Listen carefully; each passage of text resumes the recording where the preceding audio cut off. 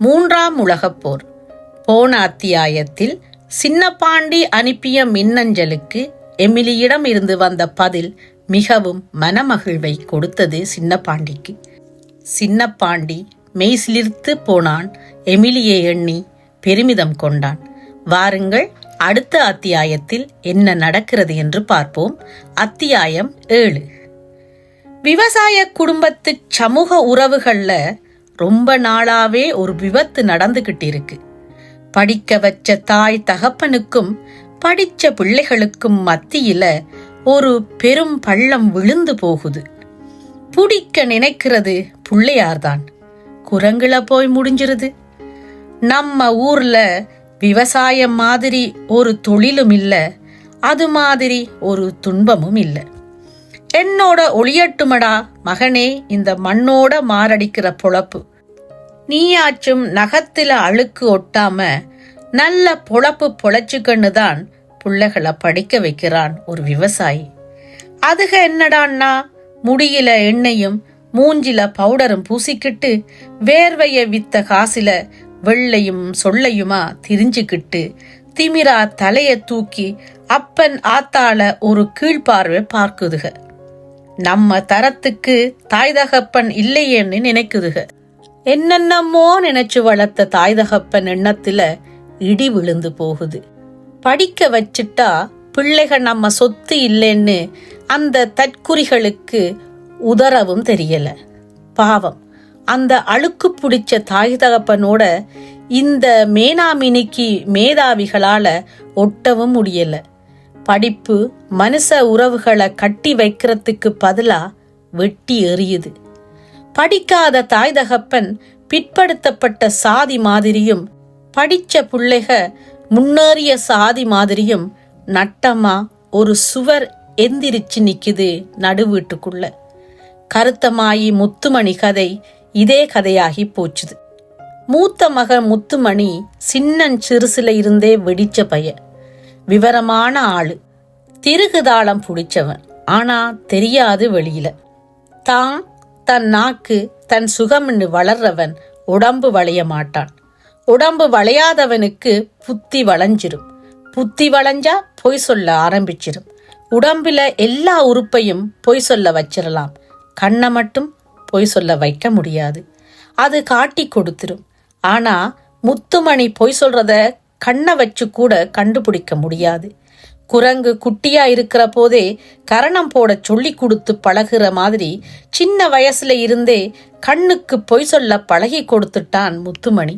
அவனை உதைச்சாலும் உரிச்சாலும் உண்மை வாங்க முடியாது. 6-7 வயசுல சிங்கி விளையாட்டுல ஆரம்பிச்சது அவன் திருகு முருகு. புளியந்தோப்புல நடக்கும் சிங்கி விளையாட்டு. ஒரே மாதிரி 2 காசுகளை ஒண்ணுக்கு மேல ஒண்ணு வச்சு தலைக்கு மேல சுண்டி வீச வேண்டியது. 2மே ராசாவா விழுந்தா போட்டவன் ஜெயிச்சான், மாறி விழுந்தா கேட்டவன் ஜெயிச்சான். பையில இருக்கிற காசுக்கு தக்கன பந்தயம். எப்படிப்பட்ட சூரன் சுப்புராசு பேரனா இருந்தாலும் சிங்கி மாறி மாறித்தான் விழுகும். எப்பவாச்சும் 2 ராசா விழுகும். ஆனா முத்துமணி சுண்டி எறிஞ்சான்னு வச்சுக்குங்க, 2ம் ராசாவை தவிர மாறி விழுந்ததா அட்டணம் பட்டில சரித்திரம் இல்ல. 5-6 ஊர்ல அவனை யாரும் ஜெயிச்சது இல்ல. அள்ளிருவான் காச. கடைசியில எழுவனம் பட்டியில இருந்து சிங்கி விளையாட வந்த ஒருத்தன் தான் கையும் காசுமா கண்டுபிடிச்சான் முத்துமணி மோசடிய.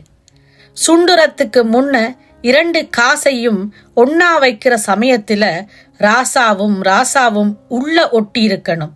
அடிக்காசு அடியில பூ இருக்கணும், மேல்காசு மேலையும் பூ இருக்கணும். இப்ப சுண்டி எறியணும்.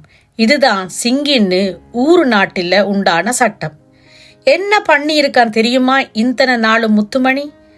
அடிக்காசுல ராசாவை கீழே கவுத்து வச்சிருவான். மேல் காசு ராசாவை அது மேல கவுத்து மேல் பக்கம் பூ தெரிய வச்சிருவான். வீசுற காசு மேல போய் புரள்ற மாதிரி ஒரு சைஸா வீசுவான். இப்ப ராசாக்க 2 பேரும் வானத்தை பார்த்த மேனிக்கு மண்ணில வந்து மல்லாக்க விழுவாக. 2மே ராசான்னு சொல்லி பறிச்சிருவான் பணங்காச.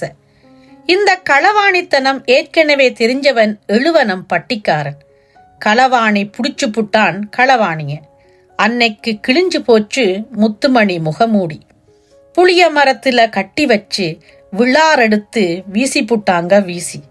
சிங்கி அடிச்சவன் புழப்பு அப்புறம் சிங்கி அடிக்குது. காசு வரத்து கம்மியாக்கி போச்சு பயலுக்கு. சிரங்கு பிடிச்ச கையும் சில்லறை அடிச்ச கையும் சும்மா இருக்குமா? வீடு பூரா மோந்து மோந்து மோப்பம் பிடிச்சு கடைசியில கண்டே பிடிச்சிட்டான். சாமி படத்துக்கு கீழே அடுக்கு பானை மூளையில உரியில கட்டி தொங்கி விட்டிருக்கா ஆத்தா உண்டியல. கடைசியா பிறந்த ஒத்த மக தேனுக்கு கம்மல் வாங்க சிறுக சிறுக சேர்த்து வர்ற காசு. அப்பன் ஆத்தா வீட்டில இல்ல. தம்பி தங்கச்சி 2 பேரும் பள்ளிக்கூடத்துல. அவனும் பூனையும் மட்டும்தான் வீட்டில. சாக்கு மூட்டை மேல ஏறி சன்னல்ல ஒரு காலை வச்சு எக்கி எக்கி எடுத்துட்டான் உண்டியல. தலைகீழா கவுத்து உலுக்கி உலுக்கி பார்த்தான். கஞ்சப்பைய உண்டியலு வாங்குதே தவிர குடுக்குதில்ல. ஒரு விளக்கமாத்து குச்சியை எடுத்தான். 4ஆ உடிச்சான். உள்ளுக்குள்ள செலுத்தி நேக்கா ஒரு எம்பு எம்பினான். குலை குலையா விழுகுது காசு. சொலையா விழுகுது நோட்டு. யாத்தே, காளி உண்டியல பார்த்தா கண்டுபிடிச்சிருவாளே ஆத்தா. திரும்பி பார்த்தா பரன்ல கோழி அடகாத்த ஓட்டு மணல் அப்படியே கிடந்துச்சு. மணலை போட்டு உண்டியலை நிரப்பிட்டு அது மேல லேசா சில்லறை காசுகளை தெளிச்சு விட்டுட்டு எனக்கும் இதுக்கும் யாதொரு சம்பந்தமும் இல்ல சாமிங்கிற மாதிரி உண்டியலை உரியில வச்சுட்டு ஓடியே போனான். ஒரு பஞ்சத்துக்கு உண்டியலை உடைச்சு பார்த்த ஆத்தா புழப்புல மண்ணு விழுந்து போச்சேன்னு புலம்பி தீத்துட்டா. முளைக்கிற போதே கண்டுபிடிக்கணும் அது கரும்பா வேம்பான்னு. முளைச்சு 3 வருஷமாகி தின்னு பார்த்த பிறகுதான் தெரியுது அது வேம்புன்னு வச்சுக்குங்க. அப்புறம் என்ன பண்ணுவீக? வேப்பந்தூருக்கு கீழே தேனா ஊத்தி வளர்த்தாலும் அது கரும்பாயிருமா? வித்தே வேப்பம் வித்த ஆகி போச்சு முத்துமணி விவகாரத்துல. 10-13 வயசு இருக்கும் அப்ப முத்துமணிக்கு. கேப்ப களிக்கு கருவாட்டு குழம்பு வைக்க வக்கில்லாத காலத்துல கறி குழம்பு வச்சுத்தான்னு ஆத்தாள அரிச்சு திங்குறான் முத்துமணி. ஏலே, பத்த வைக்க அடுப்பு கறி இல்லாத காலத்துல ஆட்டுக்கறி வேணுமாக்கும் ஆட்டுக்கறி. போடா போடா போக்கத்த பயலே, சிடுசிடுன்னு விழுறா சிட்டம்மா. அந்த நேரம் பார்த்து முத்துமணிக்கு அடிச்சது யோகம் சித்தையன் கோட்டை ஈசா ராவுத்தர் ரூபத்தில். சீனிச்சாமி காலத்துல இருந்து ஸ்நேகம் ராவுத்தர் குடும்பம். பரம்பரையா மாமன் மச்சான்னு பழகுறதுதான் அவுக வழக்கம். வாங்க நன்னா வாங்கன்னு வாய் நிறைய கூப்பிட்டாரு கருத்தமாயி. வாங்க சீயான் வாங்க, நன்னி சௌக்கியமான்னு கேட்டு சொம்பு நிறைய குடி தண்ணி கொடுத்துட்டு போனா சிட்டம்மா. ஏ பக்கிகளா, பலகாரம் வாங்கிட்டு வாங்கன்னு சில்லறை கொடுக்கவும் சின்ன பாண்டியும் தேனும் சேர்ந்து வண்டி உருட்டிக்கிட்டே வடை வாங்க ஓடுதுக கடவீதிக்கு. கை நினைக்காம போகக்கூடாது. இருக்கட்டும், இன்னொரு நாளைக்கு வரேன். நல்லா இருக்கு கதை. இம்பட்டு தூரம் வந்துட்டு எலும்பு கடிக்காம போனா இப்படி? தாவார திண்ணையில இருந்து விசுக்குன்னு எந்திரிச்சு உள்ள போனாரு கருத்தமாயி. சட்டப்பையி, மாடக்குழி, அடுக்குப்பானை, தகரப்பொட்டி எல்லாம் தடவி தடவி பார்த்தாலும் 1/4 கிலோ கறிக்கு காசு சேரல. முத்துமணியை இழுத்து கைக்குள்ள வச்சு அணைச்சிக்கிட்டு கமுக்கமா சொல்றாரு, கசாப்பு சுப்பு கடைக்கு ஓடி போய் அப்பன் சொன்னேன்னு 1/4 கிலோ கறி வாங்கியாடா. போனேன் வந்தேன்னு வாடா போ. தாமரை இலையில பச்சை கறியை வாங்கி வந்தவன் பாதியிலேயே பிரிச்சான். கறிக்கு வீங்கி கிடந்த பயலுக்கு உள்நாக்கு ஊறுது. ஈரலா பொறுக்கி எடுத்தான். ஒவ்வொரு கொழுப்பா எடுத்து ஒன்னு சேர்த்தான். சும்மா ஆவாரம் குளையில ஆடு திங்குற மாதிரி பச்சை கறியை நறுக்கு நறுக்குன்னு மென்னு தின்னு முழுங்கிட்டான். மிச்சம் இருந்த எலும்பு கறியும் கொண்டாந்து ஆத்தா கிட்ட கொடுத்தான். இது கறியாக்கும், இதுல ஒரு குழம்பாக்கும். அண்டாவில குழம்பு வைக்கிற வம்சத்துல வந்தவளுக்கு அகப்பையில குழம்பு வைக்கிற புழப்பாகி போச்சேடா. குழம்பு கூட்டி கொதிக்க விட்டுட்டு கண்ணு குட்டிக்கு தண்ணி வைக்க போன சிட்டம்மா திரும்பி வந்து பார்த்தா கொதிக்குது குழம்பு மட்டும், அது கறி இல்லை. அரை வேக்காட்டிலேயே அகப்பைய போட்டு தின்னு தீட்டுட்டு போயிட்டான் முத்துமணி. கடைசியில கருத்தமாயி வாக்கு பழிச்சிருச்சு. எலும்புதான் கடிச்சிட்டு போனாரு ஈசா ராவுத்தர். வேற என்னத்த பண்ண? எல்லா வெள்ளாமையும் அடி வாங்குது. சோளம் போட்டாரு, சொங்கா போச்சு. கத்தரி நட்டாரு, வேர்ப்புழு விழுந்து போச்சு. காட்டு வெள்ளாமையா வரட்டும்னு கம்பு விதைச்சு பார்த்தாரு. கடனை அடைக்க விளைய வேண்டிய நிலத்துல கஞ்சிக்கு விளைஞ்சதுதான் மிச்சம். சரி, பருத்தி நடலாம்னு முடிவு பண்ணிட்டாரு கருத்தமாயி. நல்ல விலை வித்திருச்சு பருத்தி. அப்ப கிலோ 4 ரூபா, நயம் பருத்தி 5 ரூபா. சாமிதான் ஏக்குது, பூமியுமா ஏச்சுப்புடும், பார்த்துருவோம். தை 20க்கு தோட்டமெல்லாம் ஊண்டிட்டாரு பருத்தி விதைய. மாசி 10க்கு முதல் களை, பங்குனி 20க்கு 2ஆம் களை. குப்புன்னு எந்திரிச்சு பசபசன்னு பசப்படுத்து நிக்குது பருத்தி செடி. சித்திரை 10க்கு 3ஆம் களை எடுத்து மண் அணைச்சு விடவும் பூவெடுத்து பிஞ்சு இறங்கி குழந்த புள்ளக மாதிரி கையும் காலும் ஆட்டி நிக்குதுக பருத்தி செடிக. குடும்பமே தோட்டத்துல குடியிருக்கு. பள்ளிக்கூடம் போன நேரம் போக சின்ன பாண்டியும் தேனும் ஊடமாட ஓடியாடி வேலை செய்யறாக. பார்க்க பார்க்க ஆசையா இருக்குன்னு பருத்தி செடிகளுக்குள்ளே படுத்து கிடக்கா சிட்டம்மா. முத்துமணி மட்டும் கடன் கொடுத்தவன் கேட்க வர்ற மாதிரி வந்து வந்து போறான். உரம் வைக்கணுமே. காசி நாடார் கடையில கடன் காசு வாங்கி பொட்டாசு போட்டாரு, யூரியா வச்சாரு. கணுப்புழு தாக்காம இருக்க வேப்பம் புண்ணாக்கு வாங்கி விதைச்சு விட்டாரு.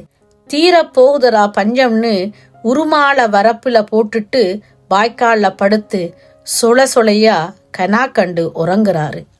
80 நாள்ல பருத்தி அங்கொன்னும் இங்கொன்னுமா வெடிக்குது. 90 நாள்ல தோட்டம் பூரா விட்டு விட்டு தெரியுது வெள்ளை வெள்ளையா.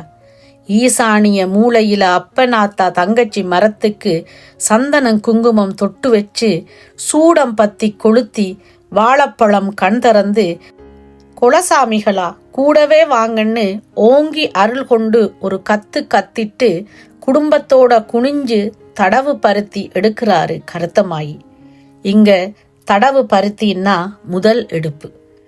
பெரிய சாக்கு நிறைஞ்சு குட்டி சாக்குல பாதி வந்துருச்சு பருத்தி. பெரிய சாக்க தலையில வச்சு குட்டி சாக்க கையில புடிச்சு தேவனாம்பட்டி காசிநாடார் கடைக்கு நடந்துட்டாரு கருத்தமாயி. கணக்கு ஓடுது மனசுக்குள்ள. இழுத்து பறிச்சு நிறுத்தாலும் 22 கிலோ வரும். அடிமாட்டு விலையா 5 ரூபா வச்சாலும் 25 100, 25 10, 100 10, 110. நல்லவரு நாடாரு. கடனை அப்புறம் கழிச்சு கையான்னு சொல்லி காசை வாங்கிட்டு வந்துட வேண்டியதுதான். கருத்தமாயி கணக்கு தப்பல. 1 கிலோ எச்சாவே இருந்துச்சு. நான் கும்பிடுற சாமி குறை வைக்கல. 5 ரூபா கூடவே கொடுத்துருச்சு. ஆகாயத்தை பார்த்து ஒரு கும்பிடு போட்டுட்டு அக்குள் வேர்வைய துடைச்சுக்கிட்டாரு. நிறுத்து போட்ட பருத்தி உள்ள ஓடி விழுந்துருச்சு. கணக்கு பார்த்து காசு கொடுப்பாரு நாடாருன்னு ஒரு ஓரமா ஒதுங்கி நிக்கிறாரு கருத்தமாயி. கழுதையும் குதிரையும் வந்து வந்து போகுதுக, காசு வந்த பாடில்ல.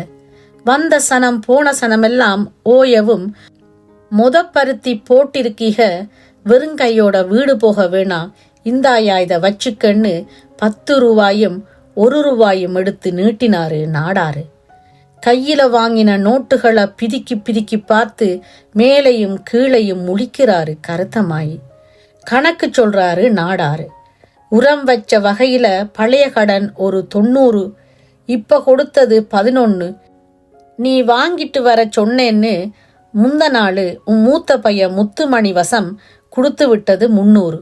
ஆக மொத்தம் 401. போயிட்டு வாயா.